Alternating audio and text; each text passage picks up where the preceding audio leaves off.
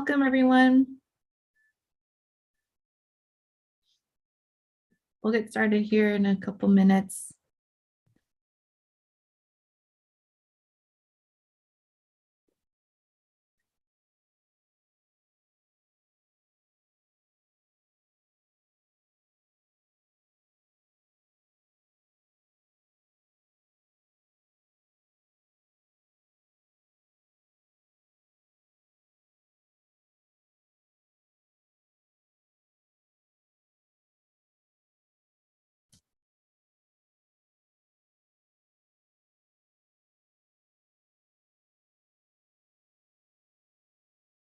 Hello. Welcome to those just joining us. If everyone can start to add their pronouns and affiliation in their Zoom name, that would be wonderful. And if you're a staff with the City of Portland, if you can just add city to your name, that would be great too. And if you're a staff with the City of Portland, if you can just add city to your name, that would be great too. Oh, Wing, it's doing that. I don't think that's me this time, though. So let's just mute everyone. To your name, that would be great too. Oh, Wing, it's doing that. I don't think that's me this time, though. So let's just mute everyone. No. Oh, Wing, it's doing that. I don't think that's me this time. Is this an episode of Black Mirror? Just Seriously, Vin, for some reason it looks or it sounds like it was your desktop. Do you have it playing in the background or something? Do you have the YouTube stream maybe playing in the background? That's what the problem was last time.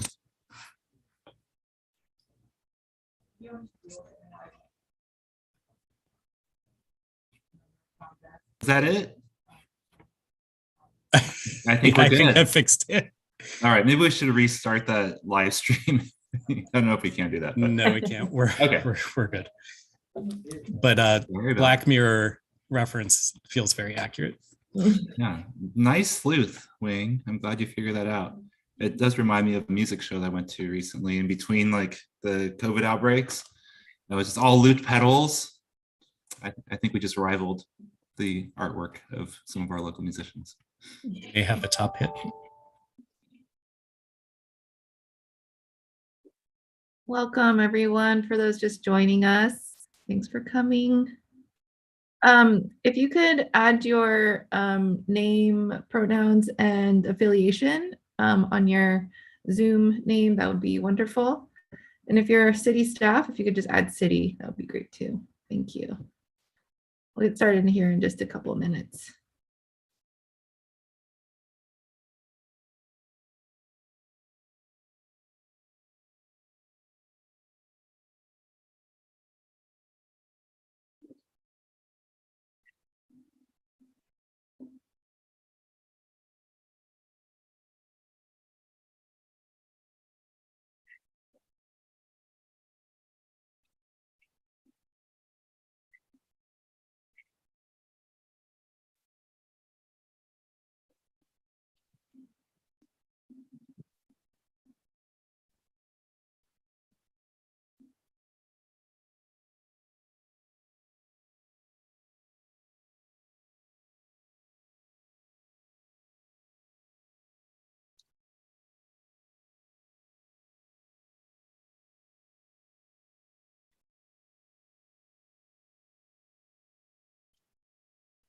Okay, I think we'll get started here. Does that sound good, Vin? Ready? Okay, great. We have a couple of folks trickling in. If you haven't done so already, please in your Zoom name, if you can add your pronouns and your affiliation, that would be great. And if you're from the city, if you can just list city in your name, that would be helpful as well. Okay, let's get started here. So welcome everyone. Today is the third of 5 tenant working group meetings. Our theme today is equitable energy, and we'll have more on that coming up. If this is your first meeting you are attending, welcome. If you participated in the last working group meeting, welcome back. Good to see you again. And if you didn't participate in the last tenant working group meeting, and you'd like to catch up on what we talked about, Wing is going to put a link to the recording in the chat now. It'll be a series of YouTube videos that you'll see. My name is Irene Kim. I'll be your facilitator for the tenant working group sessions. And once again, we're very, very delighted that you all are here today to provide input into this policy.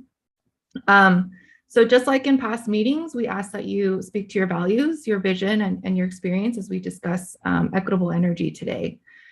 Just a bit of housekeeping. I wanted to just remind everybody that the city is holding office hours through mid-June. If you have any questions or technical questions or clarifying questions that you'd like to ask staff, those hours are available, and you can talk to Vin and other staff one-on-one. I'll put the dates in the chat here. So they're Monday afternoons and Thursday mornings. So feel free to join the Zoom link that I think Vin sent an email about it, and we can send you another one. So it's in top of your inbox. So just to quickly recap our second tenant group meetings 2 weeks ago, we focused on health, resilience, and temperature standards. So we learned a big deal of information from Dr. Erica Moseson. She's a lung doctor at Legacy Emmanuel about the risks of indoor air pollutants and ways to keep healthy indoor air in your home. We also heard from Oriana McNara. She's Verde's Energy and Climate Policy Coordinator about the state's cooling bill, which will invest in air conditioning, air filters, and cooling centers for Oregonians vulnerable to extreme heat. We also did, per usual, small group discussions.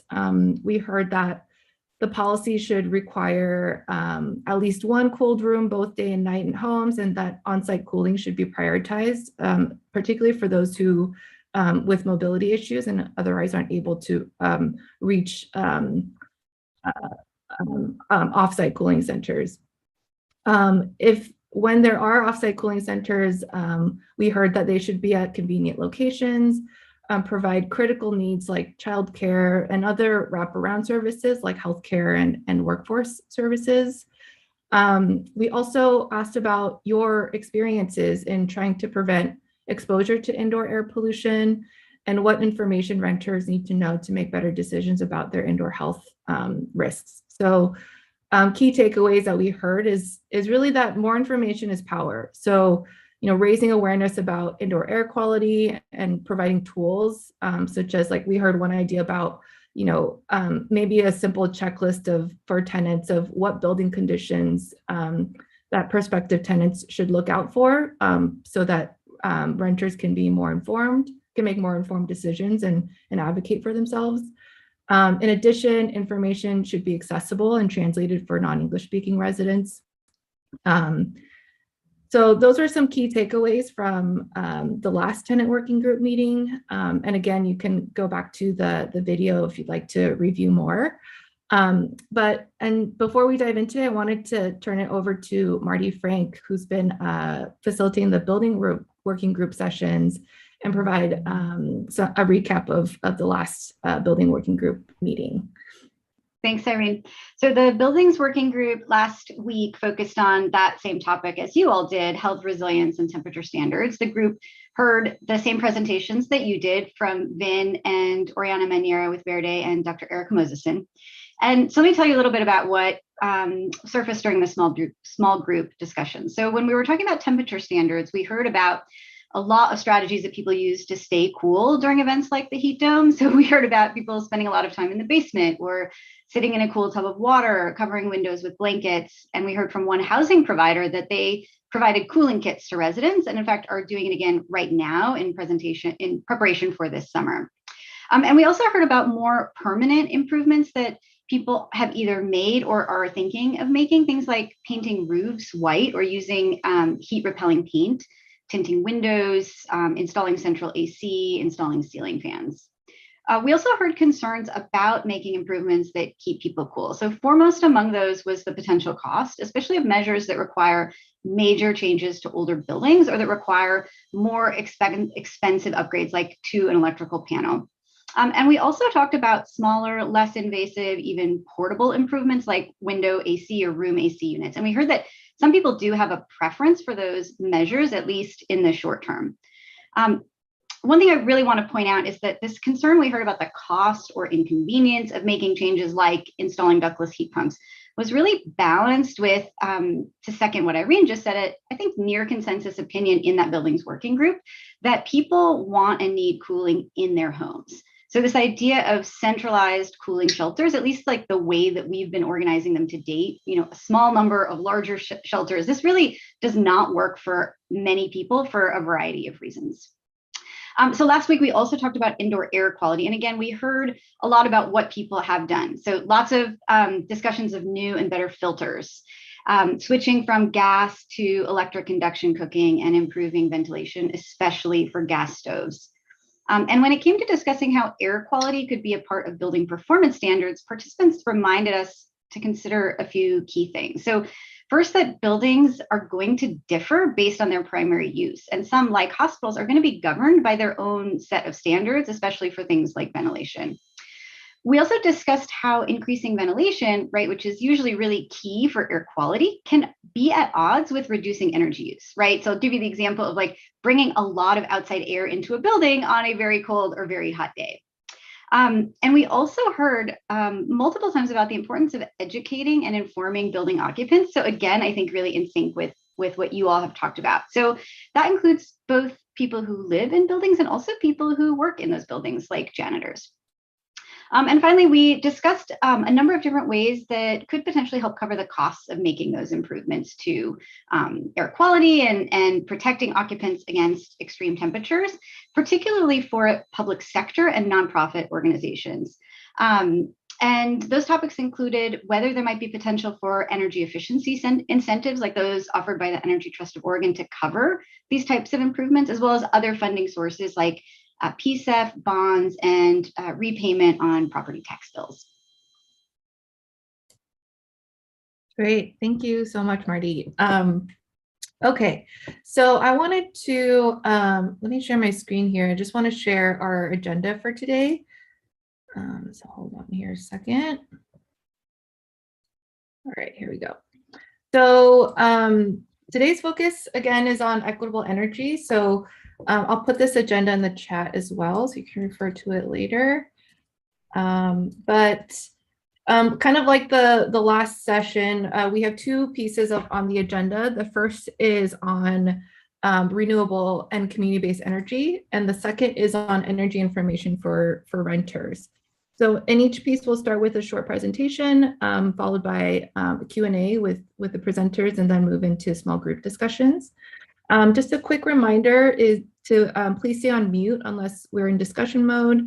I'd like to suggest that you put yourself on do not disturb on your phones and computers if that's possible. Use the chat to pose any questions, respond to what you're hearing, and use reactions. And if you're having any technical issues, please use the chat to message Wing. He'll be available to support with any tech issues. Okay, so so we have a large group today, and we want to get to the presentations. So I'd like to ask everybody to introduce themselves in the chat. You can let everyone know your organization or affiliation, your pronouns, and if there's any questions that you brought with you today that you'd like to put into the chat, or any thoughts or comments as we get started. So I'll just add in here name, affiliation, pronouns, and questions. And then while folks are doing that, I'd like to turn the floor over to Vin to share a few remarks about recent events in Buffalo, and then also introduce our first topic. Yeah, thank you, Irene. Thanks for the recap, and Marty, thanks for the recap as well from the last meetings. That was great. I wanted to just take a moment while folks are providing their introductions into the chat to recognize what happened last weekend in Buffalo, and that a lot of folks, Black folks specifically, are certainly impacted right now. And as a person of color, I think when these things happen, it affects us all. And but particularly for the folks that in our community that are closer to the experience of racism towards Blacks and African Americans, I just want to take a moment to recognize that we lost 10 folks this last weekend in my life. That I think this is the largest like hate crime massacre that I've seen. So I'm just take a minute and then I'll pick it up.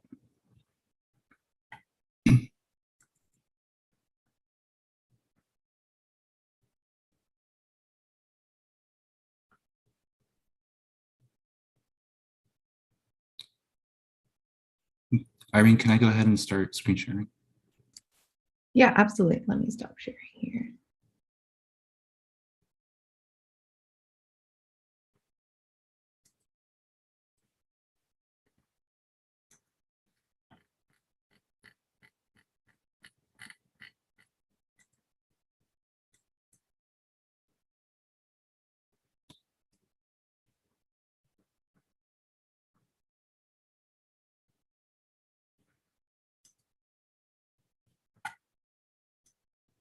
For some reason I can't access my PowerPoint.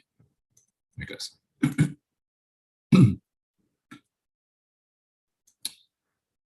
All right, thank you everyone for being here. I know there's been a cold going around as well. I had it last week, it's recovering from it now. I think a lot of us have been out with either COVID or cold, and so I really appreciate the folks who are here today in light of recent circumstances, but also just the sickness that's going around through town.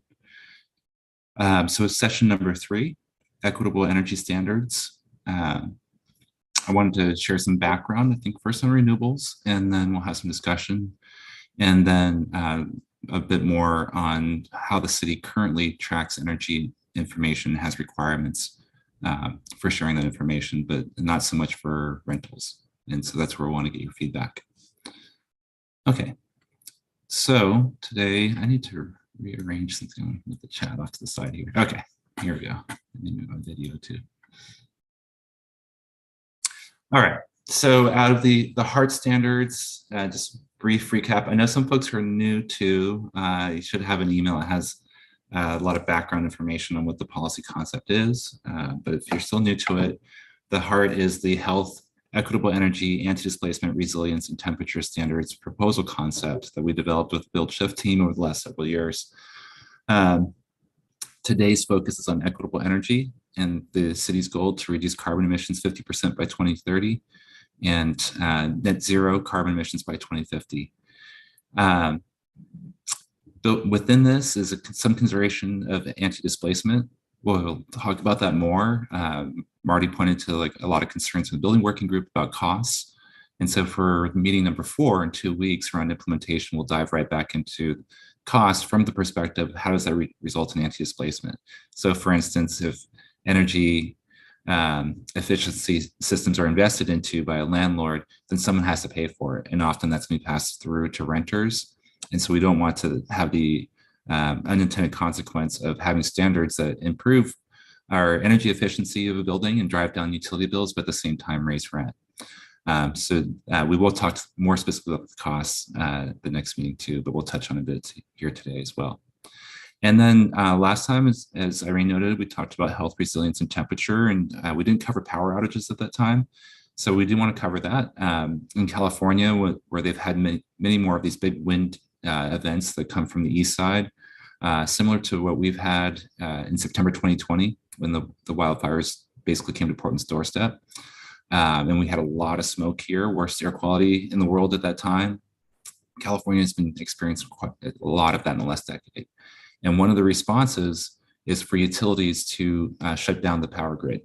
And that's a precautionary response so that when the winds pick up, as we've seen here and a lot down there, over 100 miles an hour, that tree branches start to fall, and they can affect utility lines, and then those utility lines, as they break apart, can cause more fires.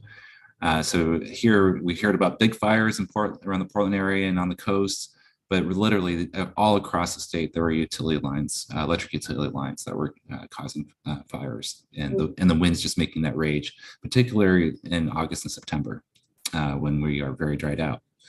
So we should plan for power outages is the point. All right, let's go to the next one here. Okay, and a little bit more grounding in the work that we're doing here. So the work really comes out of not just reducing carbon emissions, but advancing racial equity. So the work of Build Shift had a lot of different intersections that we focused on of those two goals. So reducing energy cost burden, that's reducing the energy bills, particularly for low-income tenants, as it relates to displacement. So if we can reduce especially that winter heating bill, then hopefully less folks will be displaced from where they're living. And that relates to overall neighborhood gentrification. When so many folks are getting displaced out of a neighborhood, that the culture of the neighborhood changes. Some other areas that are intersecting around economic prosperity, like for instance, wealth building or workforce development, who actually gets the jobs that come out of these types of standards.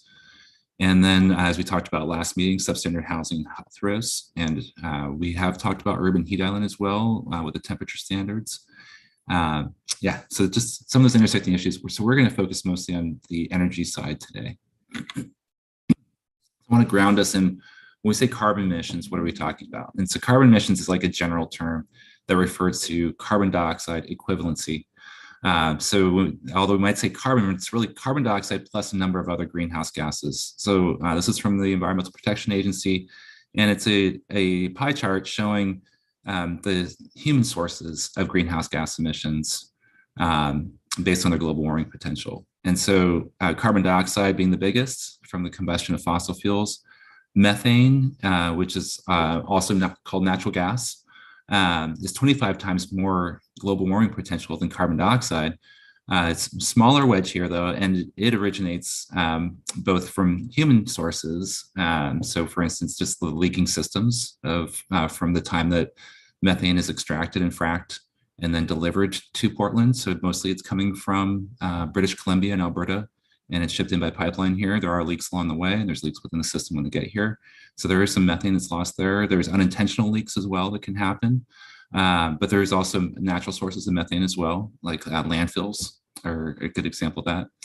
Similarly, nitrous oxide, their agricultural operations release a lot of nitrous oxide, but it is a fossil fuel combustion byproduct as well. And then one I'll point to here is fluorinated refrigerants. So these are the refrigerants that go into air conditioning, whether it's for our homes or our cars. They're also present within heat pumps right now. There are alternatives to fluorinated gases, but they're very potent, as you can see here, 10,000 times more global warming potential than carbon dioxide. So ideally, these systems don't leak, but if you ever had to recharge your air conditioning, that's because usually it's a fluorinated gas that has been leaked out. Okay.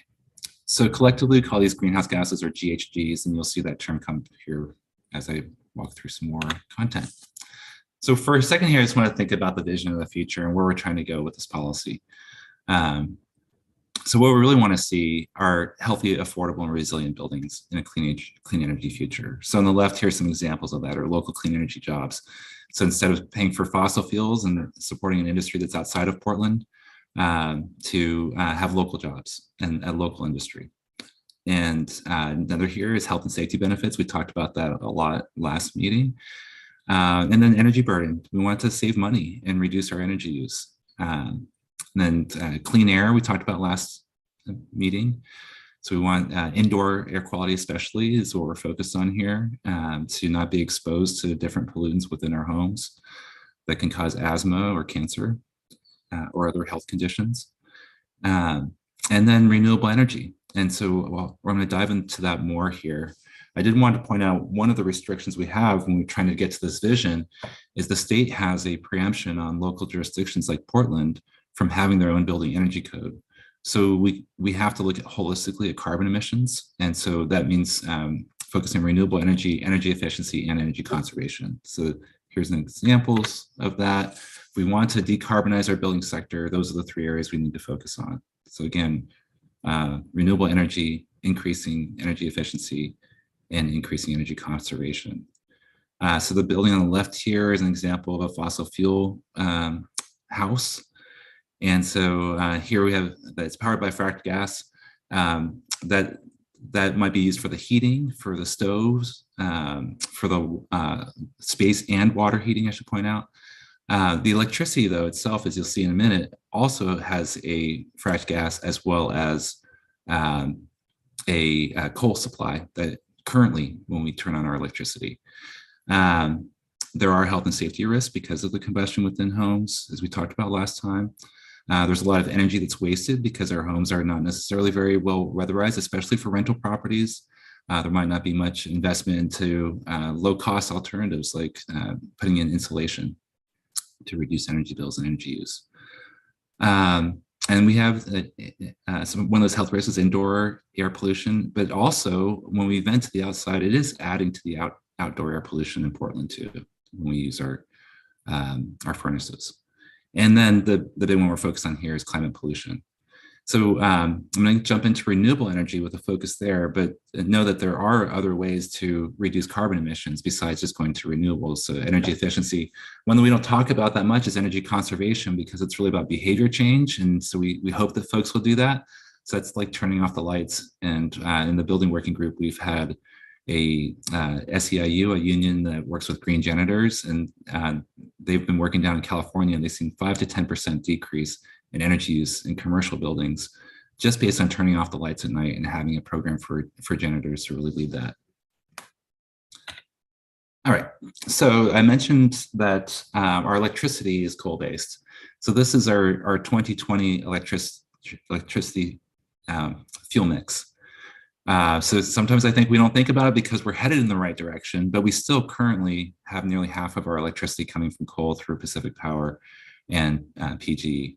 There is a plan to get off of that coal by 2030, and then natural gas is another fossil fuel that contributes to carbon dioxide emissions, and to get off of that fossil fuel as well in the future, which I'll point to in a minute.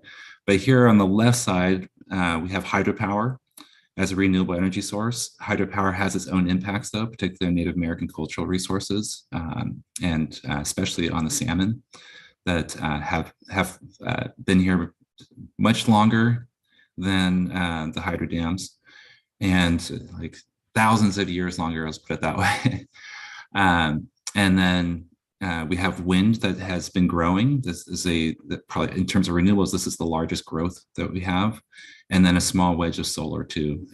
Some of that is utility-based solar, so large solar farms. So here's some visuals of what do those look like for association of different types of renewables. The top three here are what serves the Pacific Northwest. There are some other ideas that are in play, but maybe not cost competitive yet. So solar and wind is actually becoming more cost competitive than fossil fuels. But tidal is something where there's a lot of research that's been happening off the Oregon coast, so potential for the future. Geothermal, of course, it's right there, Mount Hood. Still, I don't know if we call it active, but there's a lot of energy in Mount Hood, and so there's potential for geothermal that may become more cost effective over time. And then our forests, the biomass, so whether it's thinning the forest or actually using them to harvest if we need to, that's actually renewable energy as well. But then it's competing with the value we have to retain our forests, and they actually reduce carbon emissions by not burning them. So it's another consideration in there. So I'm sharing a few different considerations, cost considerations, where does the source of energy come from, and potential impacts. And one thing I'll point out is that all of these sources can be used to make renewable natural gas and hydrogen. So here's an example of like a wind farm that's renewable power that goes into water and turns out splits the water molecules. So water, you've heard before, H2O, right? Dihydrogen oxide. That's the hydrogen oxygen can be split apart through electrolysis, and the hydrogen can be captured. It can be stored. So I want to point out too, like storage is very important. Storage can also happen through batteries, but in this case, it can happen through hydrogen. And and then can be saved for later and then distributed within a network. A small amount of that, as we understand, it can be distributed within the current natural gas system too. And I will point out that all this is one, I think the easiest example to understand of how we can have renewable hydrogen. Renewable natural gas can also be made in a very similar way. So there is that potential for the future. And then the key question then is, well, what's the source of the energy? Where does it come from? Because right now it's a fossil fuel. Oh, and by the way, when we burn hydrogen, it turns back into H2O. So it's the reverse. So it turns into water. Okay, so where are we headed in the future? So we know that our work here in Portland is to get to zero emissions by 2050. And the state has advanced quite a bit in the last few years. First, to have a goal by 2040 to have 50% reduction in emissions, or actually I say 50% renewable energy. And now in the legislature last year, there's House Bill 2021 that established these new, they're not just goals, they are state renewable portfolio standards. So that by standards, I mean that it is a mandate now that the electrical utilities meet these requirements. So 80% greenhouse gas reduction by 2030. So that essentially, I was getting to that earlier, that means getting off of natural gas and coal that's currently used for most electric supply into Portland. And then 90% by 2035, 100% by 2040. Northwest Natural is not affected by this legislation, as far as I know. We will have a Q&A if somebody would like to clarify that later.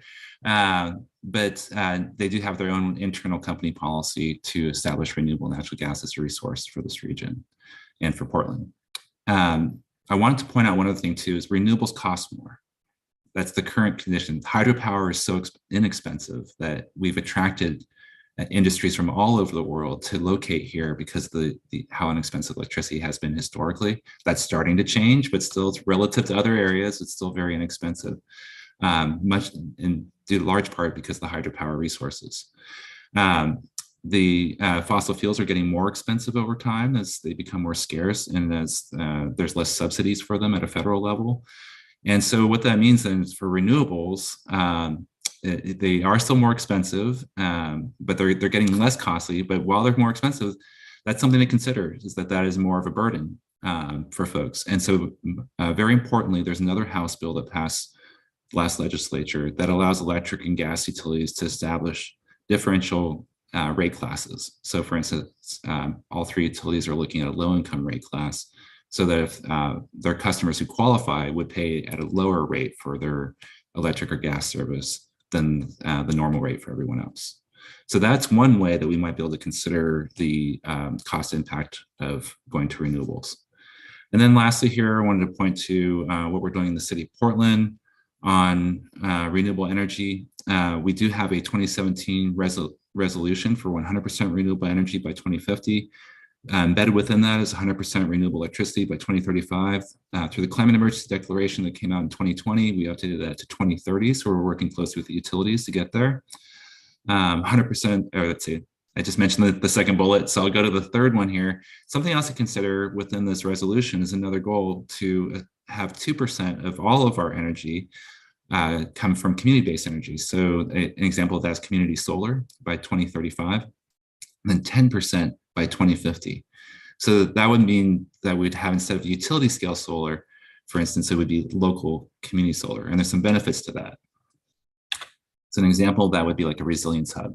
So I want to thank Irene for sharing a lot of images with me, including this one here of what a resilience hub might look like. So this is like an example. This would be a community solar within a neighborhood where when the power does go out, that folks could go and charge their devices, for instance, because we know that when the power goes out, one of the most important things is that we stay connected to each other, and we use our phones to do that. We use our computers to do that. So a place where you can go and charge up your devices. The Resilience Hub could also be a cooling center, as noted by Marty, that maybe has less appeal. I think we heard that in both the tenant and the building working groups, that folks really would rather be in their homes during outages and not go somewhere else. But But for cooling relief, this could potentially be another resource for that. So the idea then was there'd be renewable energy with some storage. That storage could be in the form of batteries. It could also be in the form of hydrogen as well. And then that storage would be available when the power goes out. And so we'd be prepared in that there currently storage happens through diesel generation. So there's like a lot of commercial buildings will have a backup diesel generator, but the diesel generators also have a lot of pollution associated with them. So it's not necessarily where we want to plan for the future, especially when we're trying to reduce carbon emissions, not increase them. All right, a couple of examples, and then we'll go into our discussion groups of how does renewable energy fit into what we're talking about with this policy concept, building performance standards in other cities. So we will look at Boston and Denver as examples, and I think I'm doing okay on time. And then we'll go into some Q&A here. Okay, so in Boston, there's a couple of options to reach their, where they have carbon performance standards. Very similar to here, the state of Massachusetts preempts them from having their own energy code. And so they have to focus on carbon, which then really drives them to like, well, let's look at reducing energy efficiency as well as increasing renewable energy. So one of the ways to comply with their standards is to establish on-site renewable energy. So an example of this on the right that we see all over town, right? So the rooftop solar. There is also the possibility of off-site renewable energy. And so an example of that would be to use a community choice electricity. So that's where renewable energy is being purchased directly and usually at a slight cost premium. We're starting to see in California it can actually be less expensive at times, but usually at a cost premium to purchase renewable electricity that's being generated somewhere else besides on the roof itself or in a neighborhood. They also allow renewable energy credits. So renewable energy credit, an example of that on a local level would be like I currently on my bill, my electric bill, and I sign up for a renewable energy credit. And so that isn't buying renewable energy directly. It's a little different than that community choice electricity. That's investing into future wind energy resources out in the gorge. So it's an investment in future reductions versus offsetting directly the fossil fuels are consumed today. Renewable energy credits can be local and regional, like the example of the bill that I shared, but it can also be global. So renewable energy credits can be investments, for instance, into preserving the Amazon rainforest that would otherwise might be cut down at some point. So in those cases, it's not actually offsetting our fossil fuels in Portland at all. So I'm just pointing out like the range of renewable energy credits when we get into our discussion to hear back from you all later preferences. Okay, and then in Denver, they also allow for on-site solar energy. They also allow for off-site solar energy. They don't do renewable energy credits there. They don't allow for that, but they do allow for utility-owned solar and wind farms. As an example, actually, sorry, in Denver, it's just solar. Lots of sunshine there, more so than here. But if we go to our east side, there's lots of sunshine out there too. And one of the benefits of utility scale solar is that, or wind, is that it can be less expensive than having it on top of roofs, for instance.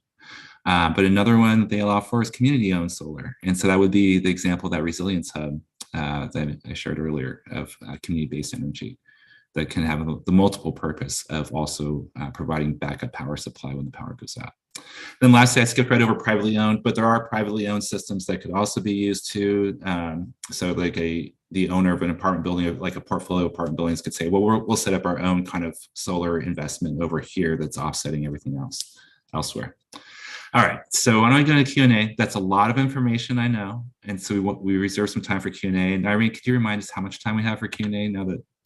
Yeah, we have about 6 minutes for Q&A. So there are two questions that I noted here. One was from the beginning, I think on the HART standards from Adele. She asked, are % goals set idealistically or by calculating? I think she was talking about the reduced carbon goals by 50%. Yeah, so I guess it's a little bit of both. So they are goals, and we are looking at our progress towards those goals. And then so our progress is not good the last decade. We aren't reaching our goals. So right now we track that progress at a very high level with utility data that comes from PG, Pacific Power, and Northwest Natural. But Adele, I'm not sure if I'm answering your question. Do you want to come off mute if you need more clarification?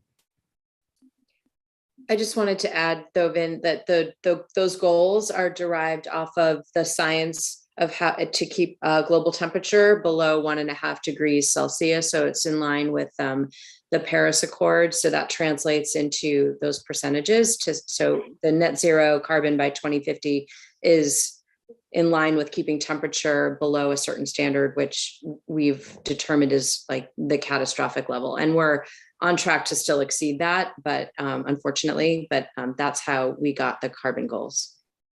Thank you. And that's Andrea Jacob. As we have other folks in the city, Andrea is my manager and super knowledgeable on these issues. So it might not always be me answering the questions. We also have a reminder, we do have a city resources team here today.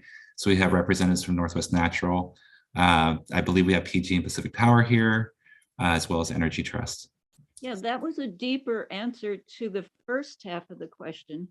And for the second half, how do you calculate that it's going to be possible to achieve those? There was a slide that I did take out for this group that I did share at the building working group, and it felt like we were going too technical in the building working group, so I didn't share it here. But we have built a model as part of our work with Build Shifts, a lot of community engagement. In the background, we're building a model through what's called the Zero Cities Project. Architecture 2030 worked with us. It's a 2017 baseline of all the buildings in Portland. And we modeled out looking at the state renewable portfolio standard, which was 50% renewable electricity by 2040, to look at what the impact of that would be in the future in 2030 and in 2035, all the way up to 2050 to figure out where the gap is. The good news is that the renewable electricity increase that we're looking at right now is, especially if Pacific Power and PG work with us to get there by 2030, we are going to meet our goal. Our near-term goal. So we have a model. We also tracked emissions. And this is actually a really great thing because this is going to come up for you all later. Actual emissions versus modeled emissions. And we'll have two examples of that, of how that applies at a very local scale and within your rental units. Cool. Thank you. You're welcome. So we had one question from Anjanette, and then I see Jeremy has his hand raised. So we'll start with Anjanette's question. She asked, what is the process to obtain community-based energy? And Anjanette, feel free to unmute yourself if you'd like to clarify your question as well. So the process to obtain community-based energy, I don't know if there is a process right now. Actually, I might defer to Andrea on this one. Andrea, you're following community-based energy closer than I am right now. It is emerging. Yeah, I would say that I'd also invite Oriana to help answer too. I think we've looked at community solar as like one prototype model of a definition of community-based energy. I don't think it's limited to that, but that's an example of a community-based energy system. And the process to get there is basically a solar project development process. And I don't know, Oriana, what would you, I saw you come off on screen. Yeah, I don't know that I have it. Oh, here's the chat. I'm dropping a link to a grant program through the Department of Energy. Vin's mentioned House Bill 2021, our 100% clean standard for the state a few times. And part of that bill was $50 million for what is now a statutory definition of community-based energy. And it's defined by a number of different kinds of benefits, which doesn't necessarily align with how community may view community-based energy, but nonetheless, that definition was derived from feedback that we heard. And so this grant program was developed for municipalities like a city of Portland to partner with communities and community organizations to develop projects. So this might be one path. If you have an idea for a community energy project that you'd like to see happen, you have connections to the city through BPS. You might be able to reach out to them about partnering on this opportunity, or Verde would be happy to help anyone who's trying to think about how to do a community energy project, about what that could look like, because that's part of what we do in the Cully neighborhood is develop community-based energy projects of different types. Thank you, Andrea, Oriana. Jeremy? Yeah, go ahead, Jeremy.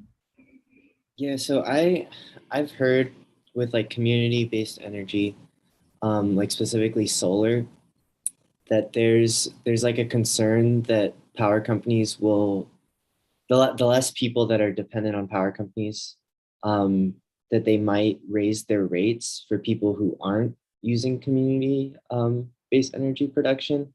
Like the less people who are reliant, it would cause the rates to go up for people who haven't been able to install solar. Does that make sense? I'm not sure if I'm following, but if PG or Pacific Power here, I think that's a better question for you all. Bob, I see you're here. Do you want to clarify the question maybe, and then share some answers? Well, is this referring to kind of net metering and that kind of thing? I mean, I don't know for sure. Go ahead and clarify. Well, what I'm thinking is like, if certain communities are able to generate their own power, I'm guessing that would cost money, and it would most likely be like a more affluent community. And those who aren't able to install like solar panels on their roofs, I just don't want to see like less affluent communities end up paying higher rates from power companies because more affluent ones have been able to install their own power grids, you know? Yeah. No, I know. I think I think power companies tend to share that concern, and where that comes up is in, you know, kind of discussion of net metering rates. So, you know, there is some concern where if people put solar panels on their own roof, then, you know, as a way to make that economical for the person who pays to have that done, there is some concern that you know, they're not paying the full cost of maintaining the grid, which people who have solar panels still use. So that's kind of how the rates are meant to account for it, so that you know, people who don't choose or are able to have solar aren't in effect subsidizing the people who do. But you know, that's a policy discussion that goes on, because, you know, others would say that people who do make the decision to use solar should, you know, benefit from that. But I think I haven't heard of that as like a community-wide concern. It's more tends to be with just kind of private use of net metering. Sorry, I don't know. That probably doesn't help. I think it's a pretty complex topic. Yeah. Well, that helps. Sorry. Go ahead. I like that you're bringing this up, though. I think I'm starting to follow now of where the concern is, and it's something that I haven't thought about in terms of electricity. I've thought about it in terms of natural gas. Like, for instance, if folks wanted to advance to reduce their emissions, knowing that we're going to be ideally on target, I'd say, to get to 100% renewable electricity by 2030. Then they might, if they want to not wait till 2050, they might switch over to electric systems. And then if enough folks left their natural gas systems, then the cost to maintain the existing natural gas system would then be spread out among fewer people. I think that's the point you're getting at, right? Yeah, so the same thing could happen with community solar and on-site solar rooftops. And really interesting. I haven't thought it through. Oriana, I saw that you raised your hand. I know you think through all this stuff all the time. Were you thinking of a response? Yeah, so I think there are a couple of ways to think about community-based renewable energy. There's a project like community solar, which is a way for the benefits of net metering, where like a homeowner can get a discount on their energy bills for the energy they produce. And then community solar being a way for people who don't necessarily own the rooftop or have a rooftop that could have a net metered project to get those benefits and have a subscription that offsets their bill.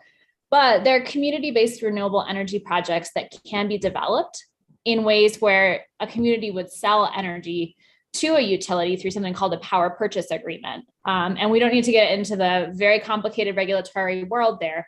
There are certain conditions in which a utility has to buy power from a project. So a community could generate wealth through a cooperatively owned project where community members got dividends from the revenue associated with that project and the revenue associated with selling the power to the utility. And so that's a different way to do it that doesn't involve people leaving the utility system necessarily, and is just leveraging the existing regulatory rules. So just wanted to note that I think we often think about community renewables in just a communities receiving energy sort of way. But at least what Verde is doing, we're trying to think more about how can renewables be a way for communities to generate wealth and have ownership of projects, and also to navigate that, what happens when people leave the system and who is left with the system. Yeah, I see. My thing with that is like, I think we should be very careful on like which communities are going to be able to produce this power, who's going to be able to afford to install like solar panels, and then who's going to be left paying or still reliant on like the established like power system, you know? Yeah, thank you, Jeremy. I think that's actually a great tee into our discussion. What do you think, Yeah. Harry? Yep, I think so too. Okay, so let me share my screen here real quick. I just want to share with you our discussion question for this first part. Let me go to slideshow. Share my screen. Okay, so before we break out into small groups, I wanted to just give a quick overview of the questions we have for around renewable and community-based energy. So our first question is, when the power goes out, how do you charge your devices, cook food, and stay warm if it's winter, or cool if it's the summer? And then what are the characteristics that you value in energy sources, and what are your concerns? So those are some discussion questions that we'd like you to provide your thoughts on when we go into small breakouts. Each group is going to have a facilitator, so it'll be Vin, myself, Andrea, Dirk, and Marty. And then once we go into breakout rooms, we'll do quick introductions, and then come back, do quick introductions, discuss, and then we'll come back and do a large group report out. And then before we break out, I want to share, just as a reminder, the values wordle that you all came up with in the first tenant working group meeting, just to remind ourselves of the overarching values and to keep those in mind as you listen and discuss. So the big kind of values that came up from the first tenant working group was health, equity, community, affordability, resilience, justice, humanity, things like that. So I just wanted to bring this up real quick before we go into breakouts. Okay, so I'm going to have Wing open up all the rooms now, and we'll see you back here in a couple minutes.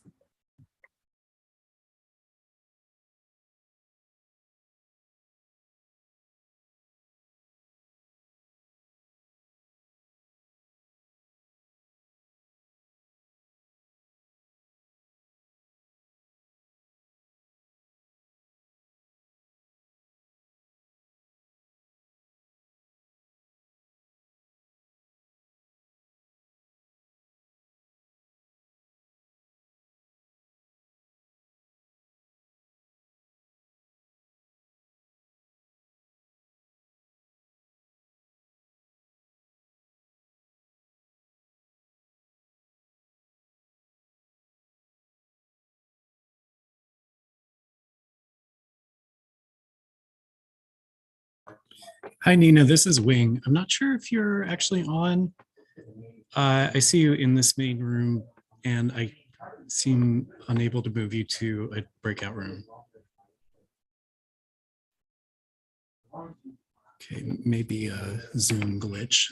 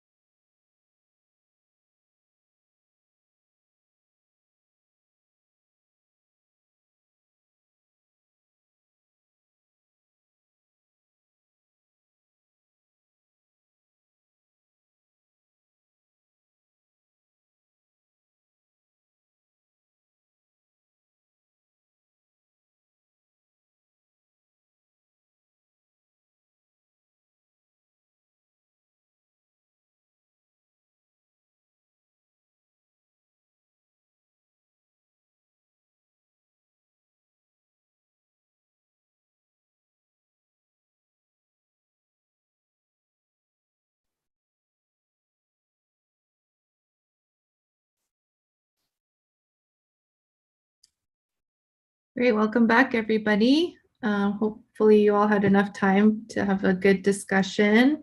So we'll do some quick large group report backs from each of the facilitators from the small groups. Let's start with, let me go back to my notes here. Let's start with Vin, and then we'll go to Andrea. Okay, thanks, Erin. Well, that was a great discussion. It felt like we had a good amount of time too, and a lot of ideas. So thank you, everyone. Yeah, so some ideas were that the energy source should not make people sick. Examples of that were indoor combustion as kind of being the new smoking in terms of health. Climate change is also making people sick, so the priority on reducing carbon emissions. Noting that all of the energy sources have their pros and cons. Example of hydropower is inexpensive, but it also has a high ecological and cultural toll. Same for wind power.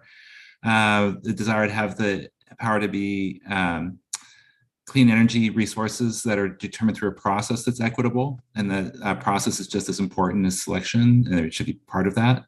And then keep in mind the broader regional picture of power supply and reliability, that we need to have large scale storage if we're going to have wind and power. And we're at it wasn't a breaking point right now, but there was a term similar to that. We're at a point where we still need to make sure the power comes on during heat or ice storm.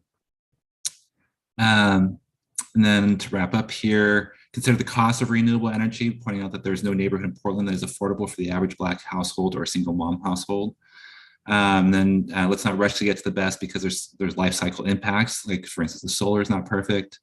And then we really turn to focusing less on renewable energy to demand side, and reducing demand side through energy efficiency and energy conservation. And I will pass it to the next person. Andrea, do you want to share some key takeaways? Yeah, sure. And are we talking about both questions or just the second question? Both questions. Okay. So in terms of what people do when the power goes out, that we heard a lot from folks who are really starting to think about this a lot and have different solar battery charger ideas and lots of planning and thinking ahead. I was very actually impressed by the level of preparedness of the folks in my group. We talked about, I think water was also raised as like probably one of the main issues that come into the forefront when we're talking about all of these different impacts.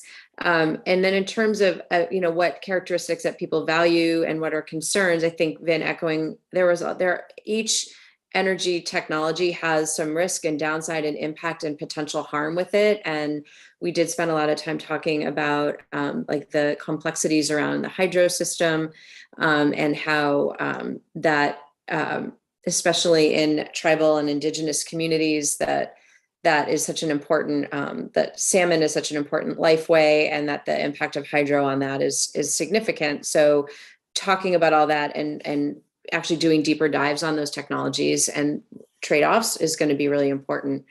I think that's other values were affordability and safety, and really considering impact to community of all of these different things. Great. Thanks, Andrea. We'll go to Dirk and then Marty. Thanks, Erin. Some similar answers. We kind of stayed more focused on the first one than we did the second question. One really important point, I think, was that someone answered that emergency locations are often at places, emergency resiliency places are often in places where BIPOC folks don't feel comfortable going, like a courthouse or something like that.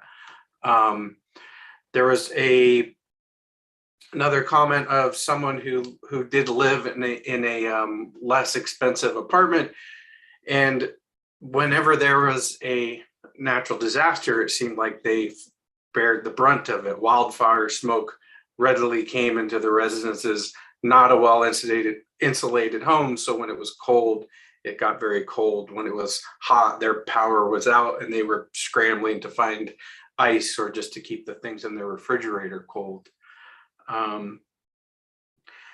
think there was there was a preference and for better community resources. This kind of highlighted where a lot of people are answering how do they take care of themselves versus because there is no real community solution and an importance and a value towards a community-based solution rather than just leaving the most vulnerable to fend for themselves.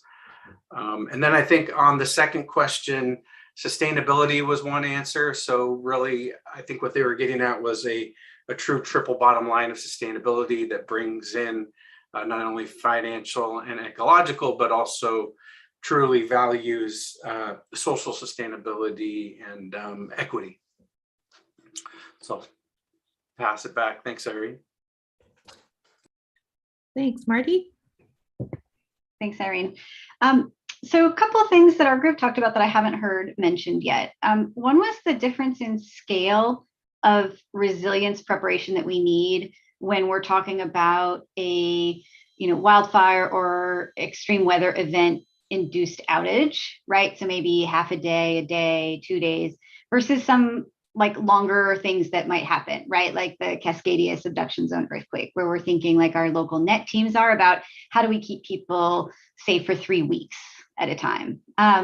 So thinking about those differences and how they require different tactics. And then a topic that we spent quite a bit of time on is transparency or honesty coming from our large power companies in where their sources of energy are coming from and how clean they are. And a lot of concerns in our group about how much they could trust the information that they are receiving. And so thinking the term, multiple people use the term greenwashing, right? To talk about how they feel about the information that they're currently being provided. And so there was really the request for much more information, more transparent information as this process of planning for cleaning our city's energy supply moves forward. Great, thanks, Marty. Just a couple of things that our group shared that we haven't heard yet is for the first question, I think, again, solar lanterns, rechargeable batteries, emergency home kits are all things that folks have been doing.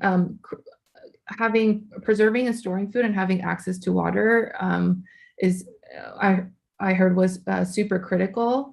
But also, someone also mentioned sort of considering the mental health impacts of if you have to be, have your lights off or if you're sensitive to sunlight and sort of the effect that can take on your mental health.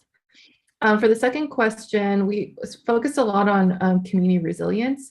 So really, one thing, I think, key thing to mention here is around having access to a diversified mix of energy sources. So really having a second, third, fourth option as backup to get through emergencies and kind of mitigate during peak demands. And then just a need for transparency on what's happening on energy sources and how it's changing over time and how it's impacting buildings. But also community ownership is super important. Finding ways to prioritize BIPOC communities with lower incomes and provide access to resources from a wealth building and ownership perspective as well. And I'll stop there. So thanks all for participating, and then we'll go into a quick break now. And let's come back here at it's 1:29 right now. We'll come back here at 1:34. Feel free to mute yourself and turn your camera off if you like. So 1:34.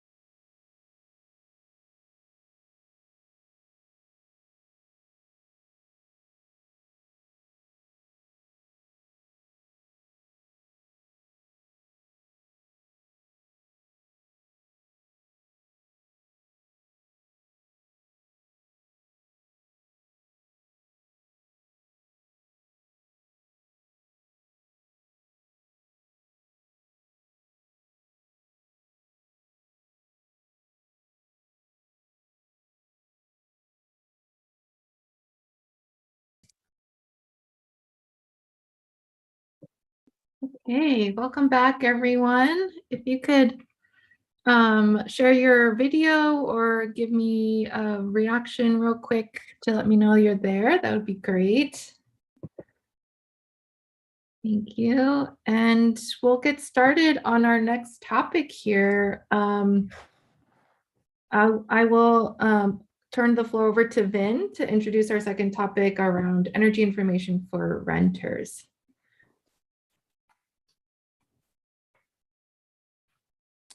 All right. Hi, everyone. Okay, so you all may not remember, but when we think about the key findings that we heard through Build Shift community outreach, a lot of it was like establishing the standards for rentals and the hard standards. But there was another key finding that folks wanted more information to make decisions at the time of renting. So when they're out looking for an apartment, to be able to compare how the energy costs, for instance, might vary between two different units. This really gets to, I think, generally the overall, like the annual costs, but more specifically, that winter heating bill too. So when we looked at energy cost burden, which is the percent of income spent on energy bills, it varied up to 45% within a workshop that we did in March 2021. So it was that happened to be right after that big Valentine's storm that we had. So it was very cold. So some folks are paying almost half their income just on that one utility bill. So having some sense for what that might be was, I think, a key concern in there. So we wanted to revisit that and think generally, what is it that is most important for renters to have access to, and how is that delivered? And we'll get to those questions specifically. I wanted to, in our next breakout, but I wanted to just share some background on what the city's currently doing for commercial buildings. We do have a similar type of requirement that we call energy reporting and disclosure. And that's to inform commercial tenants as well as people who might be interested in buying the building, that they know how energy efficient it is. And then we also have a home energy scoring program that's a mandate that came out about the same time as the commercial program. And that's a mandate to, at time of sale, to inform the buying decision for folks, to inform buyers of what they may be potentially buying, a very energy efficient building or a building that's not energy efficient at all. So just share a little bit of background on that as we tee up the conversation up here. And then, and also wanted to refer to some work that IMT shared with us on what's happening in Minneapolis. So I'll start screen sharing and we'll have a Q&A as well.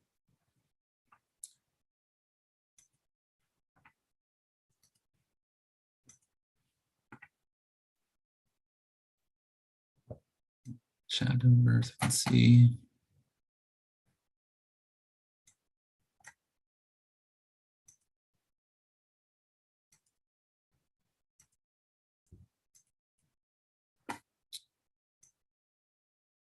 Okay, so for the Portland commercial energy reporting and disclosure, this has been going on since 2015.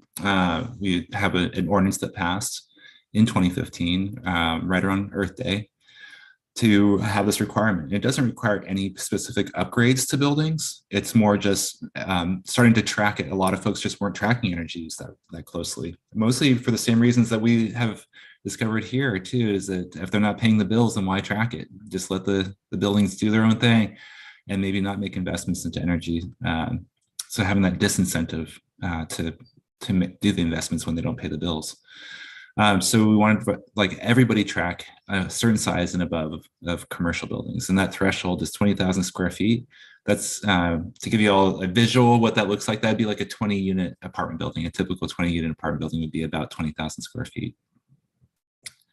But this is for commercial. We don't have anything for apartments, by the way. That's why we're asking you all today for feedback. So we have data from 2015 through 2019. Oh, sorry. No, through 2018, we have 4 years of data now that has been reported to the city. We did put it on hold during the pandemic. Initially, it was just the burden of a lot of folks adjusting to the pandemic. We didn't require it, but then also a lot of folks just stopped working downtown. And so it skewed all the results to have folks not being in their offices. We are looking at reinstating that program this year, though. In that 3 years of data, this is year one here that I'm referring to, so you can see when we started, but we have, 4 years of data. We saw a 3%, not quite, even less than 3% decline in a metric that we call site energy use intensity that I'll explain, I think, in the next slide. So basically a 3% decline in energy use or carbon emissions over a 4-year period, while our goal is by 2030 is to have a 50% reduction in energy use. So we're not even close to meeting our goals. And that's where I think we really need to think about the standards extending to commercial properties too. So I mentioned that energy use intensity, or it's called an EUI. We require site energy use intensity. So it's the energy that comes to the building itself that goes through the meters of natural gas and electricity. We put that together into a common metric, which is called a kilobtu, and divided by the floor area, because larger buildings are going to use more energy.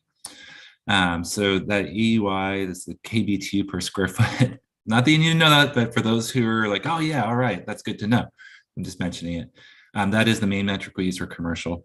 It's not necessarily the metric that we want to use for residential, because residential, it's really by the unit and how many families what's the occupancy of the unit, rather than the square foot of the building. But for commercial, I think it works out pretty well as a way to compare between buildings. These are also weather normalized. When I mentioned that less than 3% reduction, we're looking at we normalize for the different weather and how that affects heating, cooling throughout the year, and comparing year to year. So on the commercial side, there is a program called Energy Star. And so a lot of you probably recognize this logo on the right. That's from the Environmental Protection Agency. They have this Energy Star program to distinguish between appliances. So that's where you might have seen it before. Like if you see an Energy Star logo on the, let's say a dishwasher or a clothes washer, that's an indication that they've met a certain standard of performance, that it's going to use less energy than a similar type of model that doesn't have that Energy Star logo. So similarly, that's available for buildings, for whole buildings. And it normalizes or adjusts, not just based on weather, but on the buildings that are eligible for, like office buildings. It's going to normalize based on the number of occupants, the number of computers that are there, what's the hours of operation, is it 7 days a week? So there's a lot of normalizing factors. And then the score gets adjusted based on how the building is used and its energy use per square foot. And then there's a score from 1 to 100, kind of like taking a test in high school. Like a 1 is terrible. 100 is the top. That's as good as it gets. Any building 75 or higher can hire, I shouldn't use that same term, hire, 75 or more, the building owner manager can hire a professional engineer or registered architect to certify them. So reviewing the bills, this is all based on actual energy use, and making sure that the adjustment factors are correct.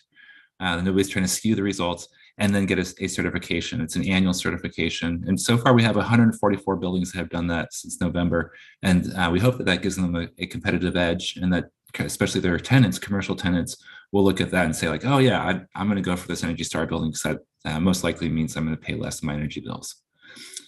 So that is the main metrics. We track a lot more too. We track carbon emissions, we track renewable energy generation, we track natural gas usage and electricity usage separately. So there's more detail in there, but these are the main metrics. And then we map it. So there is an online map, which I'll drop in the chat later, unless actually, Dirk, would you mind putting that in there? Dirk manages this program. And so this is called our Commercial Building Energy Performance Reporting Program again, also known as PEPR, the Portland Energy Reporting Program. So this map is showing the buildings that report to the city. If they're not reported, if they're out of compliance, they're in red. If they're really low performing, they're in yellow. And then that ranges yellow, green, blue, on up to purple, purple being the highest performing. So that's a way for folks to visually see like, oh, I'm looking at these 5 buildings all in a certain area. Like sometimes location is more important than anything, right? So they could zoom in and see like, all right, here's the highest performing buildings in that area. You can also, on the right side here, you can toggle by the type of building, office buildings, for instance. If you're just looking, if you're an office building tenant who's looking, I can see if they're compliant or not. And then if you want to just look for Energy Star buildings, which I did this earlier, that's the green dots. Oh, sorry, maybe not this one, but it will turn off everything else and just leave behind some green dots. And the certified buildings there's about 10 or 12 downtown. They're almost all offices, by the way. So it's a way to filter out and make some decisions for the tenants, potential tenants, but also for potential buyers to get a sense for like what's the quality of the building they're buying. So that is a resource tool that's available. Some other ways it can be done online are through our example for single family housing. So the detached houses in Portland, as an example, if you have a house and you wanted to sell it, you would now be required to provide a home energy score, and that's through the listing service, the realtor listing service. And that score on this case it's similar, a 1 through the 10, 1 being the high energy user, right, and 10 being the better. So similar. This is not 1 to 100, but a similar kind of rating, 1 to 10. And so you'll see that it's to inform the buyer, like you might be buying a very high quality, energy efficient home versus a very low energy efficiency home. And so folks know that when they're getting into it, they might have some really high bills, for instance. Yeah, so here's the type of information that's included, the amount of electricity that the home is likely to use. This is based on an inspector who goes through and does what we call an asset score. They look at the assets, not the actual utility history. So the commercial program is actual utility history and then adjusted into a score based on the use of the building. This program is looking at like what kind of appliances it have, what kind of furnace does it have, how old is that furnace, and then put all that together and looking at the envelope as well of the building and determining the score, and then giving folks a sense for how much they likely would pay. Now, of course, it varies with how many people live in the building, how often they home, all those things too. But on kind of normalizing for all of that, it's a way to compare between buildings before, or between homes before somebody decides to buy. So this program, Home Energy Scores, is now expanding to rentals. So it hasn't been available to rentals in the past, but the Oregon Department of Energy and the U.S. Department of Energy are looking at expanding it to allow these home energy scores to be available in the near future. Okay, so some examples of where we can get information right now. So the home energy scores are out there for potential buyers of homes. The commercial energy reporting data is out there right now. We don't have apartment data or multifamily data. But one thing that all the utilities currently make available right now. So if you're a potential customer of the utility, you can ask them to, by request, to summarize the utility history of the bills in the past. So for instance, you could ask, what's the average monthly bill over the last year for this unit that I'm looking at and this one I'm looking at? And as I understand right now, the utilities will provide that. So it's very helpful to make those decisions. You could also ask, what is the range? So you have a sense for what, for instance, what that winter heating bill would be. And I've done this with utilities, very helpful. So that's just by calling them through their customer service number. They also have programs. I want to make sure you all know this. This is some examples of programs they have to help out with low-income customers. So access to low-income energy funding. So for folks who can't pay that winter heating bill, there are funds available. There is a bit of paperwork involved, but it is out there. So that's energy bill assistance. Then there are level pay programs. So that's a way to shave off that really high winter heating bill, for instance, or if you have a really high cooling bill in summer because you have to have, you may have a health condition, you can't get above 75 degrees, then level pay allows you to estimate they estimate for you what your annual cost is going to be, and then you pay that divided by 12 every month. So you have a stable bill rather than a bill that varies with your actual energy use. And that can help folks who just can't absorb that variable impact over the course of a year. Okay, so then I wanted to share one other example of a city like I did earlier with Boston, Denver. This one's Minneapolis. They have energy disclosure for owners of rentals. Some other cities also have benchmarking that uses the Energy Star portfolio manager. Benchmarking is the term for energy reporting in other cities.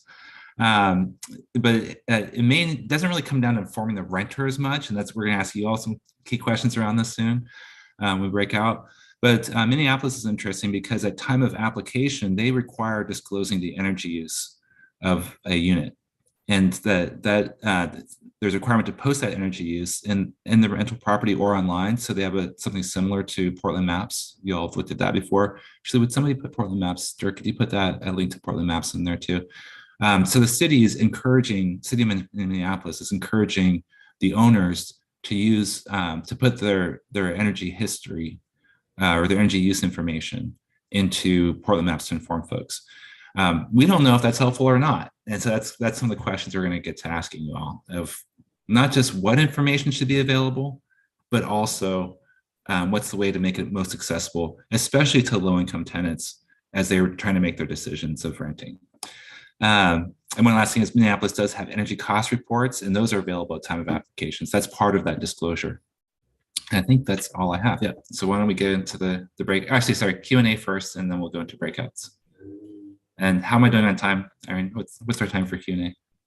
You're good. Yeah, we're right on time actually. Great. Yeah. So any questions or comments about the presentation from folks? Any clarifying questions?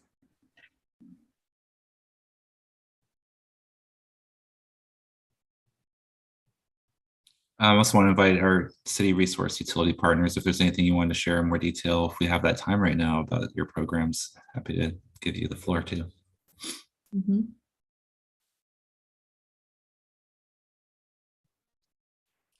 Ben, I don't know if you can hear, is my audio okay? Yeah. Yeah. Okay. One thing that folks probably should know is PG currently has it, and Northwest Natural is in the process of going through the PUC process to have a low income tariff. So basically you will pay a lower utility rate if you are at certain portions below median family income.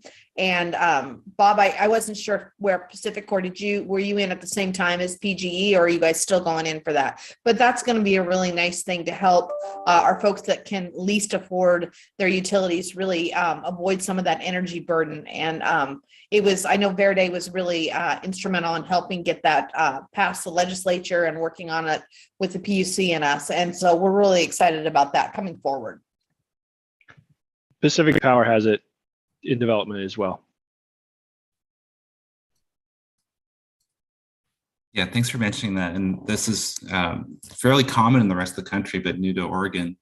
And it's a real game changer. As we noted earlier about renewable energy may cost more, but if we have a low income rate class offered by the utilities, working with the PUC, the Public Utilities Commission, that is really helpful to offset that cost. Although it could mean higher rates for folks who aren't low income though.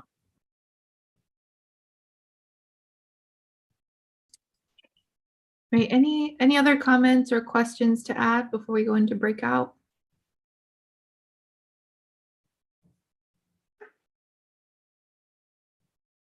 One in the chat, Harry. Oh, I'm sorry. Thanks. I missed that.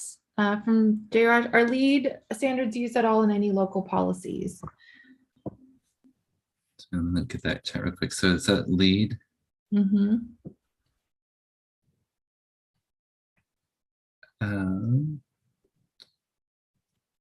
Yeah, so lead right now, I mentioned before that there's state preemption of the energy code. So the city of Portland cannot require lead certification if the lead certification has requires a minimum amount of energy efficiency that exceeded the code. That has been the case for many years, for actually the whole history of lead certifications until just this last year. So that's something maybe we can consider. But right now we do have a central city requirement that is more lead the horse to water. So that is a register for lead certification at gold status. There's like 3 levels of lead certification. So it's the middle one. And then beyond registration, there's not a requirement to certify, but we hope that folks follow through on that certification. And it's because of the state preemption of energy code. I do want to note, though, that since we have the extra time, IMT is here and can provide a little more detail on Minneapolis and Austin. How much more time do we have, Irene, budgeted? We have about 5 more minutes. Okay, well, I would like to invite Precious, if you're here, to share a bit of slides on Minneapolis and Austin. And again, Institute for Market Transformation, IMT, is our national partner in this work. This might be helpful to see what some other cities are doing in more detail than I covered. Sure thing. Thank you, Vin. May I have co-host privileges briefly? Yes, Wing is, well, I should give you co-host privileges.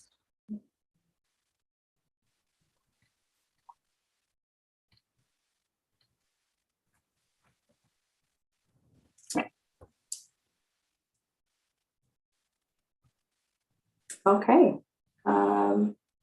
Thank you. So, as Vin mentioned, hello, I am Precious Rideout, Associate Director of Community Engagement from the Institute for Market Transformation, or IMT. And IMT is a national nonprofit focused on energy efficiency and climate solutions, especially around equitable decarbonization of larger buildings. And so I'm glad to share the space with you and briefly talk about multifamily residential, multifamily benchmarking policy approaches in 2 cities where we're working, Minneapolis and Austin. So you see right up here on the screen, in Minneapolis, for multifamily buildings, more than 50,000 square feet, the building owner is required to disclose energy usage at the time of the lease application. Or they have to be able to post that energy usage information in the rental property info of that property. So for instance, somewhere, in the office, or it can be linked in the application online.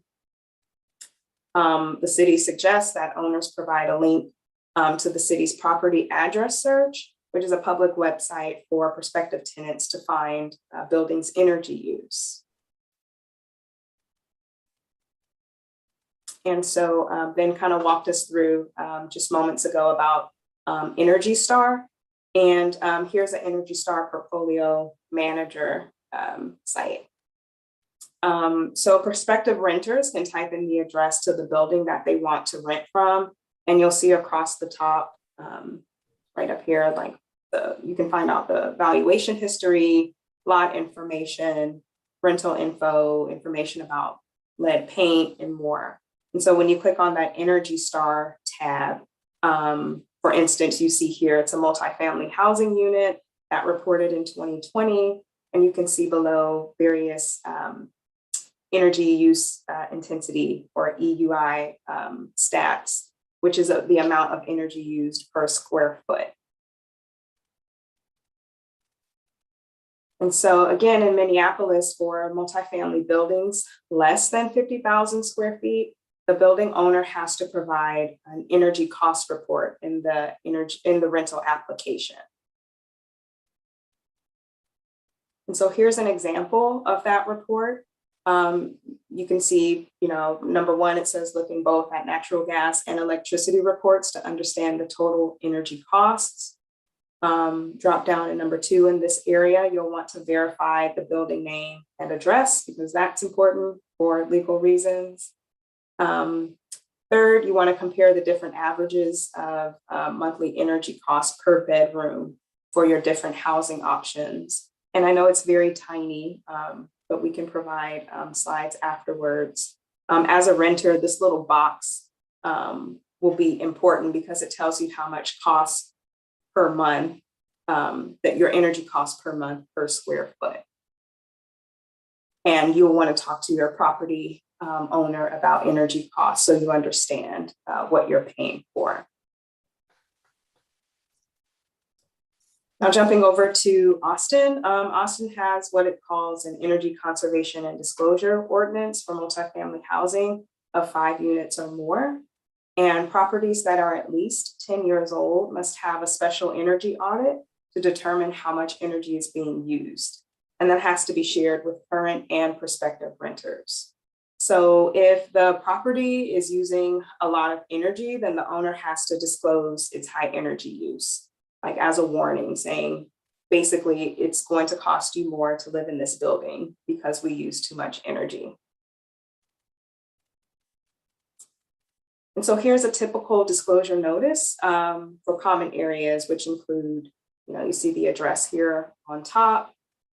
Below is basic information about the building, when it was built, the number of units, when the audit took place. Here in the center, you get the energy measures that were evaluated, what the city recommends, and then how this property did against that audit.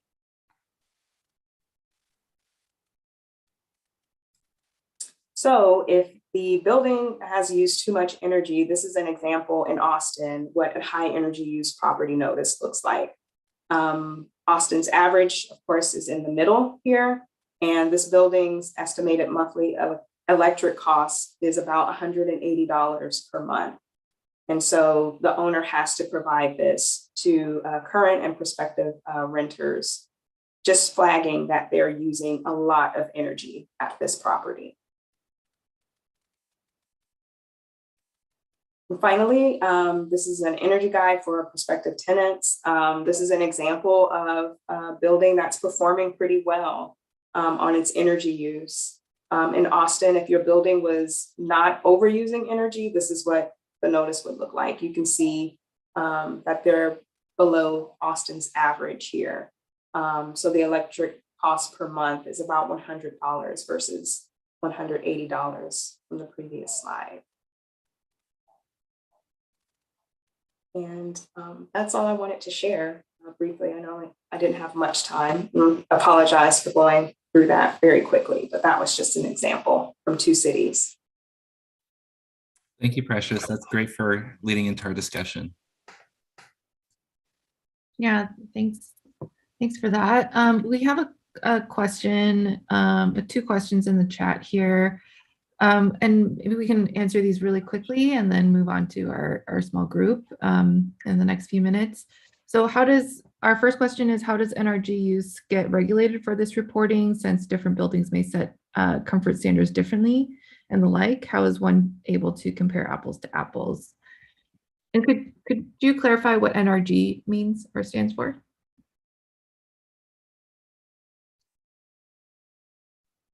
Energy. Oh, gotcha.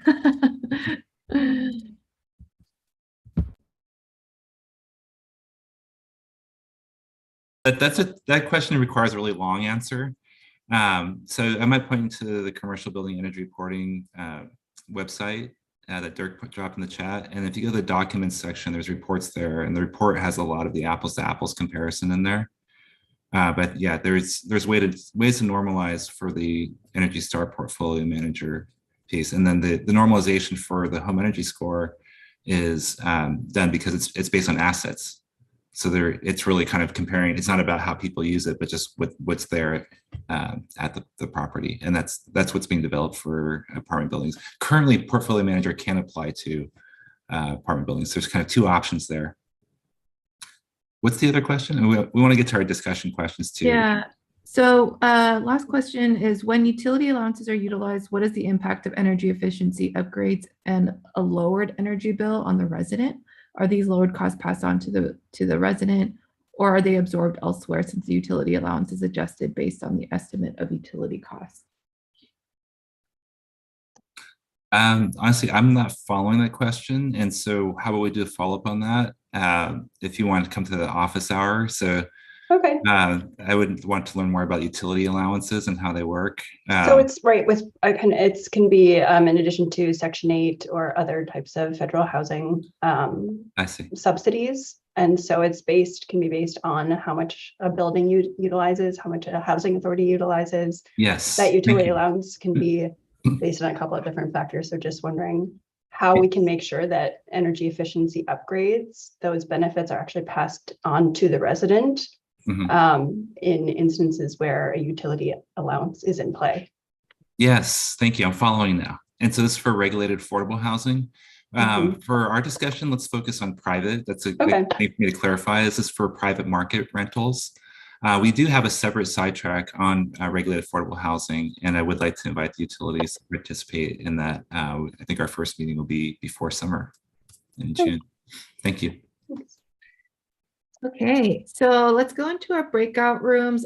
Before we do that, let me just quickly share the questions that we have for that second session. So the questions for this second discussion group or session is, what do renters need to know about energy use and utility bill costs in apartment decision-making? And how and where should this information be shared? Whether through its annual reports and disclosure on a webpage, time of leased home energy scorecards, or building labels, things that both Precious and Vin shared just now. So I wanted to get your thoughts on that. Let's go into breakout rooms and come back at 2:23. So Wing will get us into our breakout rooms here.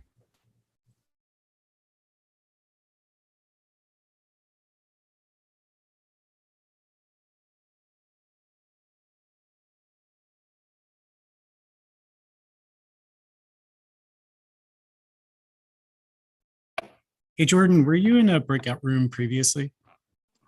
I was not, Wing. I missed the first part of the meeting. Okay, no problem. I'm going to assign you to one that doesn't have as many people in it. Hold on. Thank you so much. Yeah.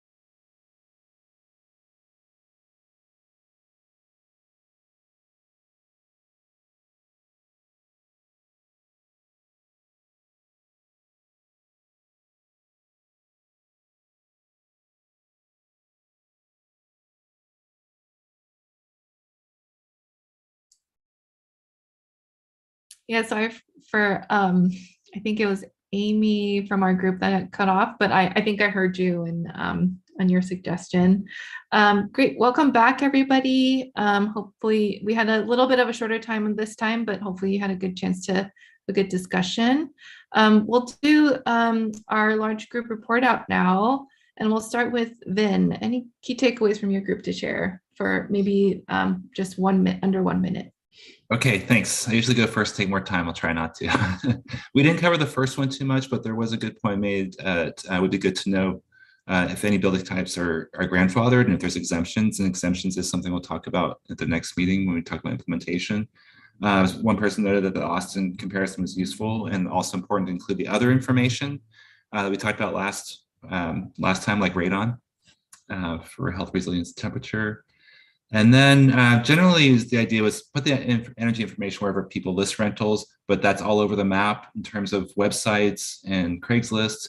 And so there was a sentiment also to, sorry, where is it? To have a central site outside of that where people normally look. And so an example of that was Portland Maps that was brought up. And then there were some discussions around making sure the information is available at time of application, not because there's a cost to submit an application, so people can make those decisions before they actually submit. And I think that's about it. Oh, there was a point made about shared costs for common areas. Sometimes they're split between rentals, and that's something that should be included. And generally, there is a comment of that the utility history can be skewed by the previous use. So it's really important to have more of an asset type score. But kind of going back to the apples to apples comparison. Great, thanks, Ben. Let's go to Andrea and then we'll go to Dirk. Sure. We definitely had some direct experience in our group with someone getting an energy score on their apartment after they moved in and feeling like, wow, that would have been really great to know before I moved in. So because the heating bills are very high, like knowing whether it's weatherized is important, what type of energy systems are being used. A lot of folks don't know like the difference between different systems. So having that made more clear, and certainly cost. We spent some time talking about the dynamic where the landlord upgrades the units after people move out, which means that the current tenants don't get the benefits. And so is there a way to make it so that you do 2 units, so that one person is always getting, a current tenant is always getting an upgrade at the same time an empty unit is? It was very interesting. And then some real like the transparency of like what information is getting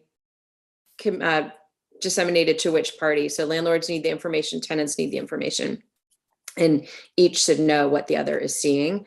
And then in terms of where and how it should be shared, there was mostly just everywhere and anywhere, meet people where they are at, and that we need to kind of use all of the tools in our toolbox, given the crisis that we're in. So, and then some organizations agreeing to help be conduits, especially like our community-based organizations and culturally specific organizations can help translate and make that more culturally relevant to their communities.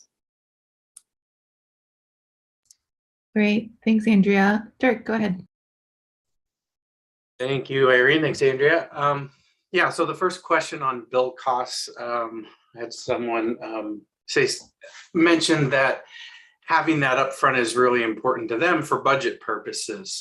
Having information about insulation and energy efficiency, and not only monthly average as an important thing, but seasonal averages. So when is the burden going to be the highest? And what is it on that January night where it gets so cold? Yeah, renters would like, somebody else mentioned that renters would like to know the type of fuels that they used. And they would like to know, for example, what the age of equipment is. So that's pointing more towards a home energy score type program where they could actually tell what the equipment is. And then on to the second question, how should this information be shared? That's the tougher one. Like we tried to take an equity lens to it, and most of the data that some people have seen is that lower income properties tend to be rented out by individual property owners, so 1 to 4 unit complexes, and those are going to be listed more likely on places like Craigslist or those kinds of things. So maybe the requirement at time of listing would be smart there, or these big apartment coalitions like the Multifamily Northwest was mentioned. You can save that for our other meeting because they're in that one as well. But they provide template paperwork for most of their members, so it could be available within that template paperwork to be disclosed to folks as well. And yeah, thanks, Irene. Great, thanks, Derek. Okay, we'll go to Marty, maybe 30 seconds, and I'll try to keep it to 30 seconds as well. I don't think we discussed anything that hasn't already been mentioned, so I will just second a couple of things. Providing information at listing, so it's useful to renters before they make a decision. The importance of understanding the mechanical systems that are in the building and not just what the previous tenants' bills looked like. A request for a ratio metric, so like cost per square foot, cost per occupant, something that can help with like an apples to apples type comparison. And then also one thing that is new, a request to have the information presented by neighborhood and not just for the city as a whole. So wanting to actually dig into variation by geography in terms of energy use, energy costs. And finally, a second for including also potential health risks in the unit. So for example, presence of a natural gas stove. Great. Thanks, Marty. We heard similar things from the other groups as well. I want to share some specific ideas that came out, particularly around reaching out to culturally specific communities. So there's some great examples of partnerships with Meals on Wheels on their healthy homes and wellness checks. So really partnering with trusted nonprofit partners can be really impactful in reaching those more culturally specific folks. And those Meals on Wheels wellness checks are able to sort of provide information about, especially during COVID, any kind of weatherization needs, and then also identifying those and then doing a warm handoff to an organization that can implement those and provide those resources and services. Faith-based groups are a really great avenue as well to help raise awareness about opportunities, challenges, tenant rights, additional outreach on past due energy bills, and asking if there's additional assistance that's needed. Again, leaning on some nonprofit partners, and even the school system has been great in sending pamphlets to schools and school lunches and maybe food baskets to seniors, and really thinking creatively about hearing from, reaching out to culturally specific organizations that isn't from a utility provider that's asking for payment. Those are some ideas that came out, and I'll stop there since we're a little bit over time, and I'll turn it over to Vin to go over some next steps and close us out here. All right, thanks everyone. Love all the ideas. Very helpful. Appreciate you making the space and time. I know we're a little over, so I'll just say see you at next meeting. Focuses on implementation. We covered the standards, and now we're going to get into some of the details around how to make this work. So I look forward to seeing you in 2 weeks. Thank you. Yeah, thanks all for joining. Have a great